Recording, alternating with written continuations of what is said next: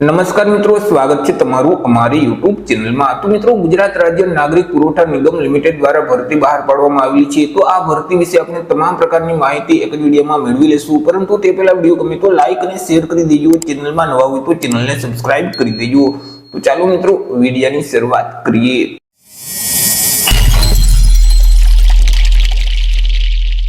મિત્રો, આજે ભરતીની જાહેરાત છે તે ગુજરાત રાજ્ય નાગરિક પુરવઠા નિગમ લિમિટેડ દ્વારા આપવામાં આવેલી છે। એ મિત્રો, એપ્રેન્ટિસ એક્ટ 1961 અંતર્ગત જે એપ્રેન્ટિસની જગ્યાઓ ખાલી છે, તો આ જગ્યાઓ ભરવા માટે લાયકાત ધરાવતા ઉમેદવાર પાસેથી અરજી ફોર્મ મંગાવવામાં આવેલા છે। મિત્રો, ગુજરાત રાજ્ય નાગરિક પુરવઠા નિગમ લિમિટેડ છે તે રાજ્ય સરકારનું એક જાહેર સાહસ છે કે જેમાં મિત્રો રાજ્ય સરકારની જાહેર વિતરણ વ્યવસ્થા અંતર્ગત નેશનલ ફૂડ સિક્યુરિટી એક્ટ એટલે કે NFSA રેશન કાર્ડ ધારકો છે તો તે લાભાર્થીઓને ઘઉં, ચોખા, ખાંડ, દાળ, તેલ, મીઠું તેમજ વિવિધ કલ્યાણકારી યોજનાઓ જેમ કે પ્રધાનમંત્રી પોષણ સંકલિત બાળ વિકાસ યોજના છે, તો આ યોજના અંતર્ગત જે આવશ્યક ચીજવસ્તુઓની પ્રાપ્તિ, ઉપલબ્ધિ, સંગ્રહ અને જાળવણી તેમજ વિતરણની કામગીરી છે તે ગુજરાત રાજ્ય નાગરિક પુરવઠા નિગમ લિમિટેડ દ્વારા કરવામાં આવી છે। તે સિવાય મિત્રો, MSP અંતર્ગત સરકારની સૂચના અનુસાર ઘઉં, ડાંગર, મકાઈ, બાજરી જેવી જણસીઓની ટેકાના ભાવે ખરીદી છે તે પણ ગુજરાત રાજ્ય નાગરિક પુરવઠા નિગમ લિમિટેડ દ્વારા કરવામાં આવે છે। જે અંતર્ગત મિત્રો નિગમમાં નિગમ ગોડાઉન ખાતે સંગ્રહ કરવામાં આવેલ જે જથ્થો છે તથા MSP અંતર્ગત કરવામાં આવેલ જે ખરીદીના જથ્થાની ગુણવત્તાની ચકાસણી અંતર્ગત ગુજરાત રાજ્ય નાગરિક પુરવઠા નિગમ લિમિટેડ દ્વારા મિત્રો નેશનલ એપ્રેન્ટિસ ટ્રેનિંગ સ્કીમ અંતર્ગત એપ્રેન્ટિસની ભરતી જાહેર કરવામાં આવી છે। હવે આ જે ભરતી છે તેમાં કયા વિદ્યાર્થીઓ અરજી કરી શકશે તેના વિશે ચર્ચા કરીએ।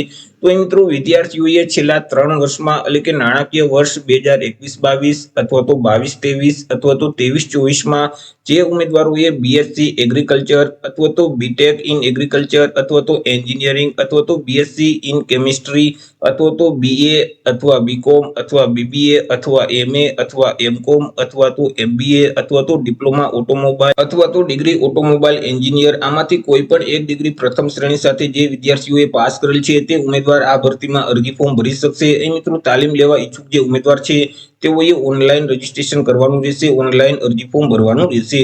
ઓનલાઈન અરજી ફોર્મ છે તે એપ્રેન્ટિસનું નેશનલ પોર્ટલ છે એટલે કે nats.education.gov.in નામની જે વેબસાઇટ છે તે વેબસાઇટ ઉપર જઈ 31/1/2025 સુધીમાં તમારે ઓનલાઈન અરજી કરી દેવાની રહેશે। પોર્ટલ ઉપર સૌથી પહેલા તો તમારે ઓનલાઈન રજીસ્ટ્રેશન કરવાનું રહેશે। ઓનલાઈન રજીસ્ટ્રેશન કર્યા પછી પોર્ટલ ઉપર તમારે Gujarat state civil supply corporation limited ગાંધીનગરમાં તમારે એપ્લાય કરવાનું રહેશે। ચર્ચા કરી લઈએ અહીં ઉમેદવારને કયા જિલ્લામાં પોસ્ટિંગ મળવા પાત્ર થશે એટલે કે કયા જિલ્લામાં જગ્યા રહેશે તેના વિશે ચર્ચા કરીએ। તો એ મિત્રો, રાજકોટ, વલસાડ, અરવલ્લી, પંચમહાલ, અમદાવાદ ગ્રામ્ય, દેવભૂમિ દ્વારકા, વડોદરા, મહેસાણા, સાબરકાંઠા, ખેડા, મહીસાગર, પોરબંદર, સુરેન્દ્રનગર, ગાંધીનગર, ભરૂચ, ભાવનગર, દાહોદ, નર્મદા, બોટાદ, ડાંગ, જામનગર, કચ્છ, મોરબી, તો આટલા જિલ્લામાં તાલીમાર્થીઓની નિમણૂક છે તે આપવામાં આવશે એટલે કે આટલા જિલ્લામાં જગ્યાઓ રહેશે। વાત કરી લઈએ જગ્યા વિશે કે કુલ કેટલી જગ્યા છે, તો કે કુલ 100 જેટલી જગ્યા છે।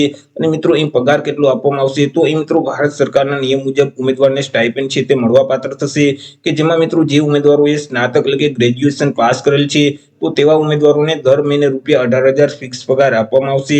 તે સિવાય જે ઉમેદવારોએ ડિપ્લોમા કરેલ છે તો તે ઉમેદવારોને દર મહિને ₹15,000 ફિક્સ પગાર આપવામાં આવશે। તો આવી રીતે મિત્રો, ગુજરાત રાજ્ય નાગરિક પુરવઠા નિગમ લિમિટેડ દ્વારા જે એપ્રેન્ટિસ એક્ટ 1961 અંતર્ગત એપ્રેન્ટિસની જગ્યાઓ ખાલી છે તો તે જગ્યાઓ ભરવા માટે લાયકાત ધરાવતા ઉમેદવાર પાસેથી અરજીઓ મંગાવવામાં આવેલી છે। આશા રાખું છું વિડીયો પસંદ પડ્યો હશે। વિડીયો પસંદ પડ્યો હોય તો લાઈક અને શેર કરી દેજો। ચેનલમાં નવા હોય તો ચેનલને સબસ્ક્રાઇબ કરી દેજો।